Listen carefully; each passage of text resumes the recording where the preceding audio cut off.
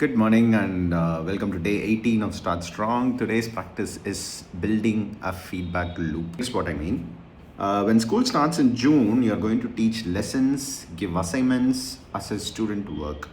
And here's what happens in most classrooms. The feedback goes in one direction from teacher to student. Something like, this is wrong, fix it. You need to work harder. See me after class. No, but feedback shouldn't be one way. If you want students to grow, they need to be part of the feedback process. They need to learn how to assess their own work, identify their own gaps, and take ownership of their own learning. So here's the practice. In week 3 or week 4, introduce a simple feedback loop where students reflect on their own work before you grade it. Not just something like turn it in and wait for the teacher to tell what I did wrong. But assess my own work first, then get feedback from the teacher, something like that. Now, here's what that looks like. Step 1, after students complete an assignment, ask them to reflect on their own work. Give them 3 simple questions. What's one thing you did well on this assignment? First question.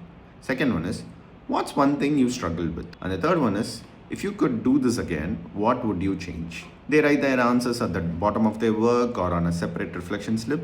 Step 2, you read their reflection before you grade their work. This tells you where they think they struggled. It tells you what they noticed.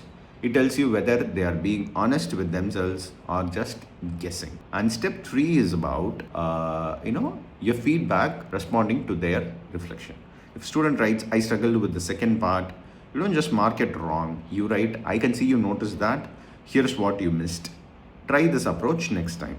If a student writes, I think I did well on the calculations and they are right, you acknowledge it. You're right, your calculations are strong. Now let's work on showing your steps more clearly. See what you're doing here? You're not just grading here. You're having a conversation. You're teaching students to assess their own work. And here's why this works.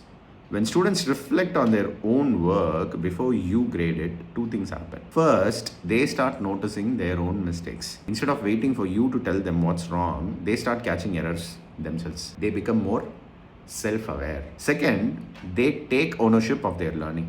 They are not just passive recipients of feedback.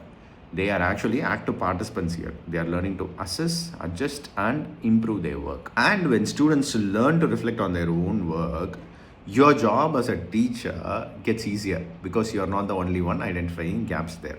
Students are identifying them too. Now I know what some of you are thinking. Shiva, this sounds like extra work. I already have 40 assignments to grade. Now I have to read reflections too. But you know what? Here's the truth.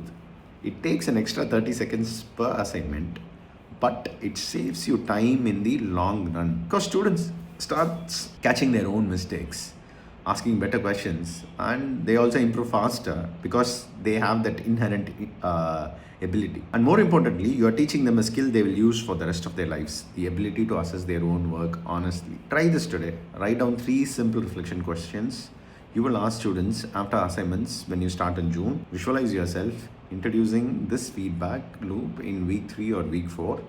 Get comfortable with it, because when you build a feedback loop, you're not just grading work, you're teaching students how to learn. Tomorrow is Sunday. You are getting a rest day. I'm also getting a rest day. And week 4 starts on Monday. Okay? This is Shiva.